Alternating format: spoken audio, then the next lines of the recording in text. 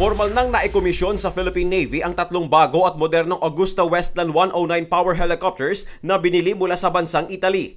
Ito na ang pinakamodernong air asset sa ngayon ng militar na magagamit sa territorial defense, humanitarian assistance at disaster relief operations. Kaya nitong magsakay ng 2 piloto at hanggang 6 na pasahero. Maaari itong magdala ng karga ng hanggang 500 kilos kapag ginamit sa relief operations. May aparato din ito na magagamit sa search operations.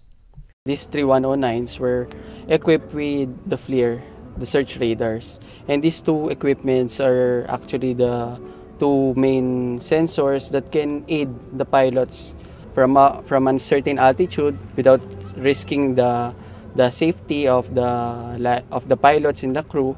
We can monitor and locate this mga hinahanap natin. Once na detected na, so we can go directly to that place. Then we can deploy our rescue hoist to rescue yung mga survivors natin. Kakabitan din ng machine guns ang chopper. 2011 sinimulan ang proseso sa pagbili ng 3 chopper na nagkakahalaga ng 1.35 billion pesos. Ang 2 chopper ay itatalaga sa 2 frigate ng bansa, ang BRP Ramon Alcaraz at BRP Gregorio del Pilar. Ang isa ay gagamitin sa training ng mga piloto. In-extend yung range ng coverage ng ng ating Navy ships, yung Alcaraz at saka ng Del Pilar. So bigger yung coverage niya because meron siyang helicopter on board that can fly and extend yung coverage. Ito ang fruit of our labor, pinaghirapan natin sa ating modernization. Ito na ang umpisa na ito ng mga deliveries. Tuloy-tuloy na ang upgrading ng ating capability. Inaasahang sa susunod na taon ay 2 pang katulad na helicopter ang dadating sa bansa na nagkakahalaga naman ng mahigit 800 milyong piso.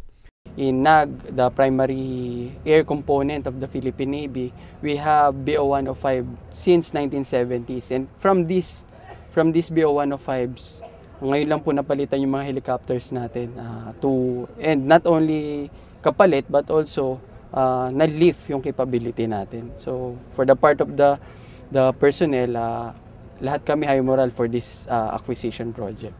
Victor Cosare, UNTV News, Worldwide.